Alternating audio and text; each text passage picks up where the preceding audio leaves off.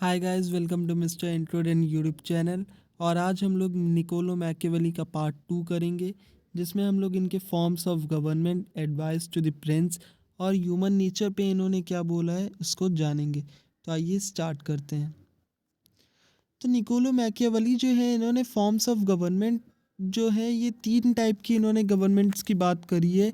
ये पहली जो है इनकी मोनार्की है, दूसरी इनकी एरिस्टोक्रेसी है और तीसरी इनकी कॉन्स्टिट्यूशनल डेमोक्रेसी है।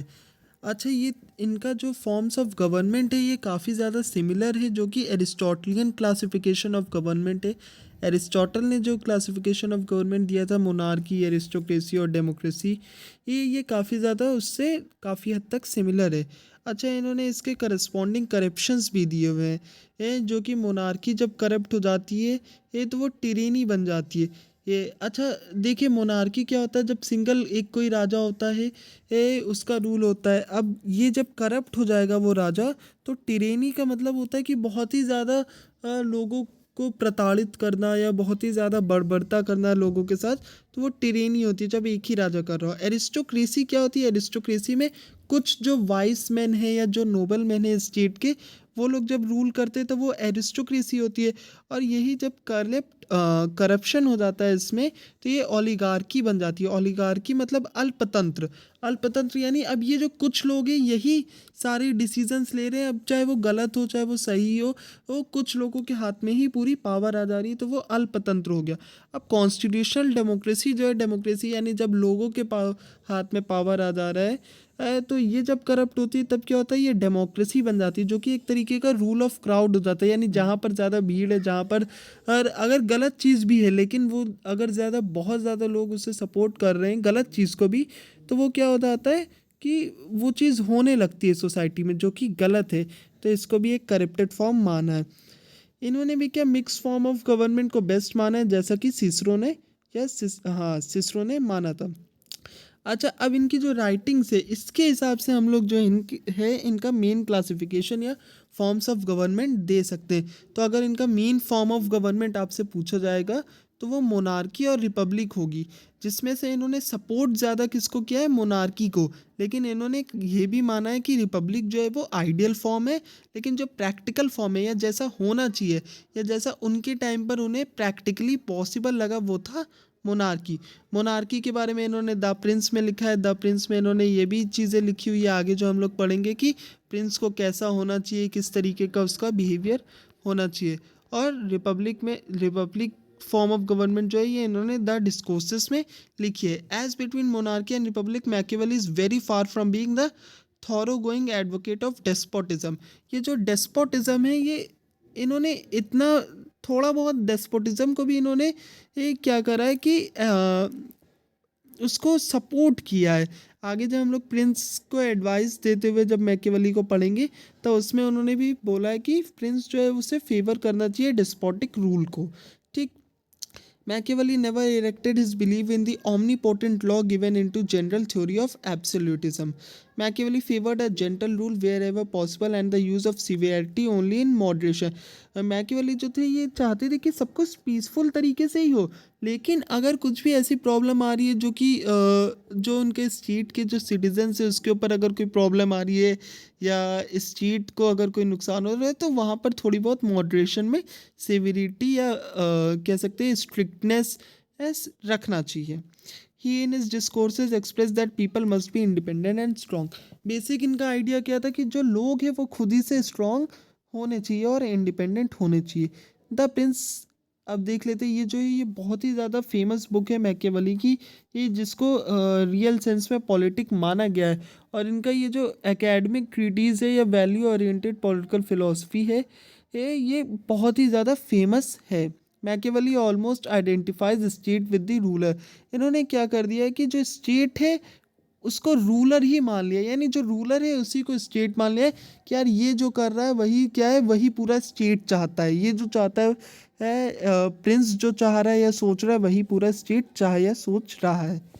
एडवाइस टू द प्रिंस, ये देखो ये काफ़ी इंपॉर्टेंट है। इन्होंने अराउंड 12 to 13 इन्होंने एडवाइसेस दिए, जिसमें से सबसे फर्स्ट इसमें जो मैंने सबसे लास्ट में लिखा हुआ है कि Machiavelli elaborates the doctrine of reason डी टैट।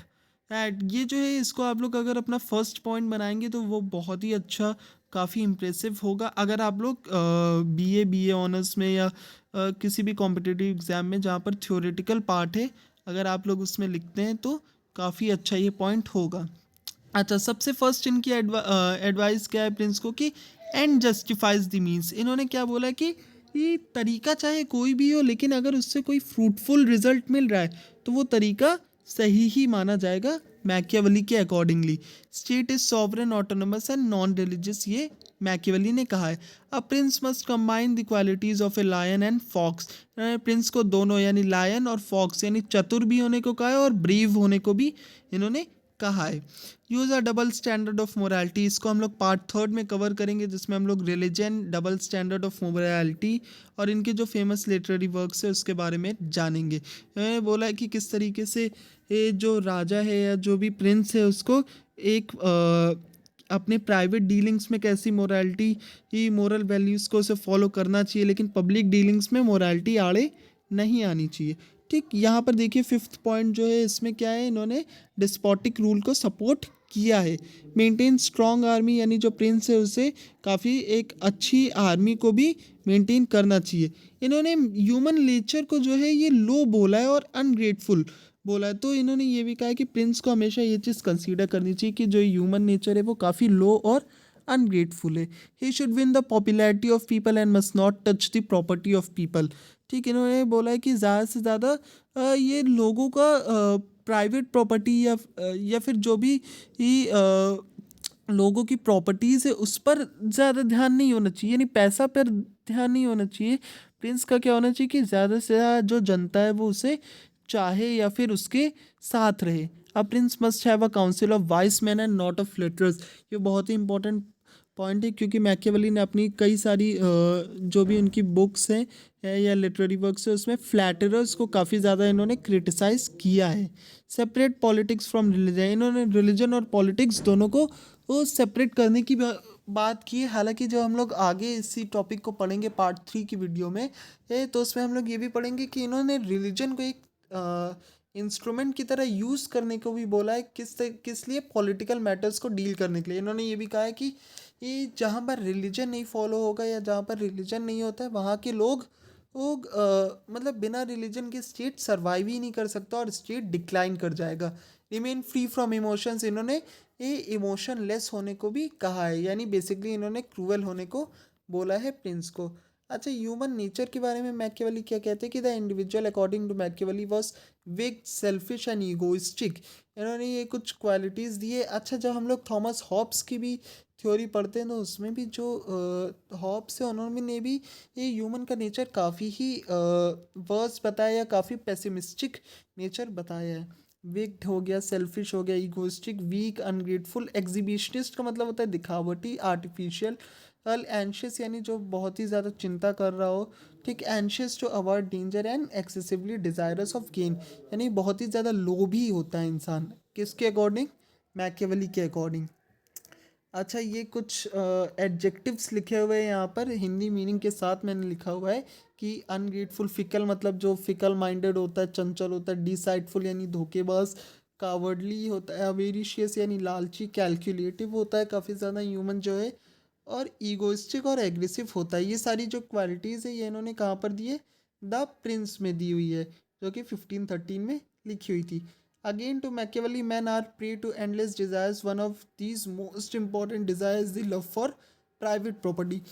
मैकियावेली ने क्या बोला है कि जो मैन है वो काफ़ी ज़्यादा डिज़ायरस है और सबसे जो इसकी ये कह सकते हैं इम्पोर्टेंट एक तरीके से डिज़ायर है वो क्या है? प्राइवेट प्रॉपर्टी की डिज़ायर।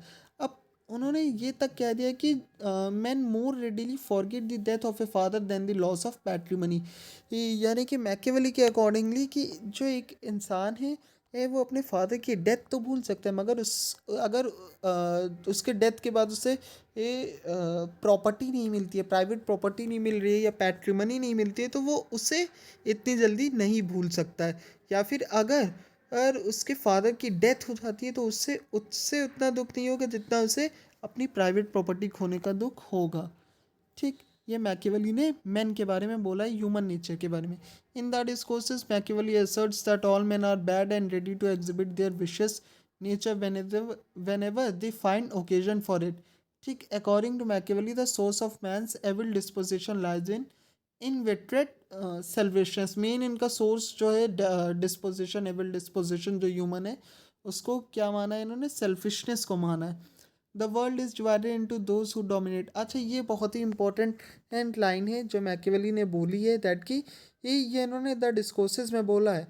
ठीक, the world is divided into those who dominate and those who strive not to be dominated. Politics necessarily involves struggle in a monarchy. Machiavelli suggests the struggle is that of one man to dominate others. यहाँ पर इस line के बाद dominate others होगा. ठीक, तो इसका meaning तो आप समझ ही गए होंगे, दैट कि ये जो स्ट्रगल है पॉलिटिक्स में, ये इनके अकॉर्डिंगली वो क्या है कि एक कोई होगा जो कि दूसरों को डोमिनेट करना चाहेगा, और बाकी जो होंगे वो क्या करेंगे, उस बंदे से जो को डोमिनेट करना चाह रहे हैं उससे डोमिनेट ना होने की कोशिश में लगे रहते हैं. यही रियल लाइफ में भी हमेशा होता है और यही पॉलिटिक्स में भी होता है मैकियावेली के accordingly. So this is it for the second part of Niccolo Machiavelli, जिसमें हम लोग ने आज कवर किया इनका ह्यूमन नेचर, इनके फॉर्म्स ऑफ गवर्नमेंट और advice to the prince. I hope you like this video. And part 3 में हम लोग इनका डबल स्टैंडर्ड ऑफ मोरालिटी और मैकियावेली का रिलीजन के ऊपर क्या व्यूज़ थे इनके, और जितने भी इनके बाकी के पॉलिटिकल आइडियोलॉजी है उसको हम लोग पढ़ेंगे. So please like, share, subscribe